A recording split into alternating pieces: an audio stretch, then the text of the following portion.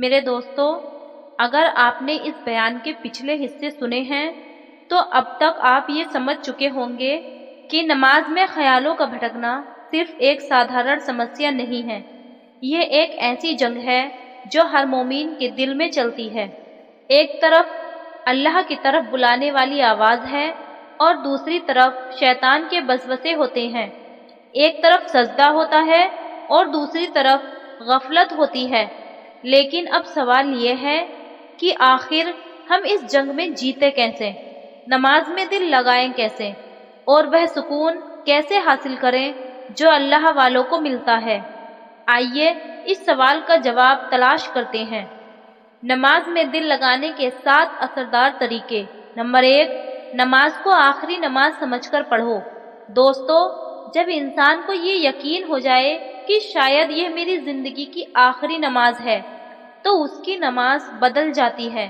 ذرا سوچئے، اگر فرشتہ موت آپ کے دروازے پر کھڑا ہو اور آپ کو معلوم ہو کہ یہ میری آخری نماز ہے تو کیا آپ جلدی جلدی نماز پڑھیں گے؟ کیا آپ کا دھیان ادھر ادھر جائے گا؟ ہرگز نہیں، آپ پوری توجہ کے ساتھ نماز پڑھیں گے۔ اس لیے ہر نماز سے پہلے اپنے دل سے کہو، ہو سکتا ہے یہ میری آخری نماز ہو۔ نمبر 2، وضو کو صرف صفائی نہیں، تیاری سمجھو۔ بہت لوگ جلدی جلدی وضو کر لیتے ہیں، لیکن یاد رکھیے، وضو صرف ہاتھ منہ دھونے کا نام نہیں ہے، یہ اللہ کے سامنے حاضر ہونے کی تیاری ہے۔ جب چہرہ دھو تو سوچو، یا اللہ میرے چہرے کے گناہ معاف فرما۔ جب ہاتھ دھو تو سوچو، یا اللہ میرے ہاتھوں سے ہوئے گناہ معاف فرما۔ جب یہ احساس پیدا ہوگا تو نماز کی حالت بھی بدل جائے گی۔ نمبر 3، اذان کے بعد دنیاوی باتیں کم کر دو۔ ایک بہت بڑی غلطی یہ ہے کہ اذان ہو گئی لیکن انسان موبائل میں لگا ہوا ہے، کسی سے باتیں کر رہا ہے یا دنیاوی کاموں میں الجھا ہوا ہے، پھر اچانک نماز میں کھڑا ہو جاتا ہے۔ دل کو اللہ کی طرف آنے کا موقع ہی نہیں ملتا۔ اس لیے اذان کے بعد کچھ منٹ اللہ کو یاد کرو، درود شریف پڑھو، استغفار پڑھو۔ دل دھیرے دھیرے نماز کے لیے تیار ہو جائے گا۔ نمبر 4، نماز میں جو پڑھ رہے ہو اس کا مطلب سمجھو۔ دوستو، اگر کوئی آپ سے کہہ رہا ہو اور آپ کو اس کی بھاشا سمجھ ہی نہ آئے تو دل کیسے جڑے گا؟ اسی طرح جب ہم نماز میں پڑھتے ہیں لیکن اس کا مطلب نہیں جانتے تو دھیان بھٹکنا آسان ہو جاتا ہے۔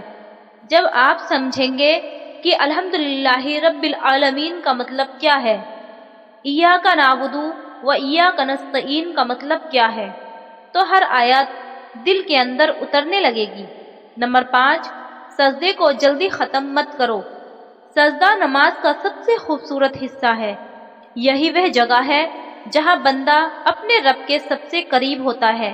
لیکن افسوس، بہت لوگ سجدے میں جاتے ہیں اور ترنت اٹھ جاتے ہیں۔ ذرا ٹھہریے، اپنے دل کی باتیں اللہ سے کہیے، روئیے، گڑ گڑائیے، دعا کیجیے۔ یقین مانیے، جس نے سجدے کا مزہ چکھ لیا اس کی زندگی بدل گئی۔ نمبر 6، گناہوں سے بچو۔ یہ بات بہت گہری ہے۔ گناہ دل کو کمزور کر دیتے ہیں اور کمزور دل میں نماز کا نور کم ہو جاتا ہے۔ حرام نگاہ، جھوٹ، غیبت، بد زبانی، یہ سب چیزیں دل کو سخت کر دیتی ہیں۔ پھر انسان نماز تو پڑھتا ہے لیکن دل نہیں لگتا۔ اس لیے اگر نماز میں سکون چاہیے تو گناہوں سے بچنا ہوگا۔ نمبر 7، اللہ سے مدد مانگو۔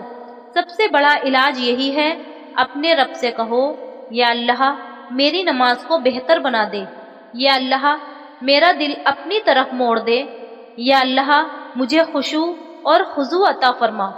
جو دل اللہ سے مانگتا ہے اللہ اسے خالی نہیں لوٹاتا۔ دوستو، کئی لوگ سالوں تک نماز پڑھتے ہیں لیکن انہیں نماز کا سواد نہیں ملتا، اور کئی لوگ ایسے ہوتے ہیں جو کچھ ہی سمے میں اللہ کے عاشق بن جاتے ہیں۔ فرق کہاں ہے؟ فرق دل میں ہے۔ جس دن دل جاگ جاتا ہے نماز بدل جاتی ہے، قرآن بدل جاتا ہے، دعا بدل جاتی ہے، پوری زندگی بدل جاتی ہے۔ ذرا سوچئے، ایک دن ہم سب کو اس دنیا سے جانا ہے۔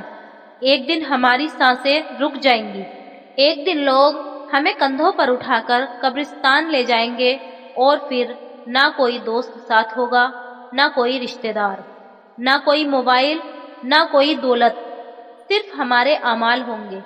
اس دن اگر کوئی چیز سب سے زیادہ کام آئے گی تو وہ ہماری نماز ہوگی، وہی نماز جس کے لیے آج ہمیں 5-10 منٹ نکالنے میں مشکل ہوتی ہے۔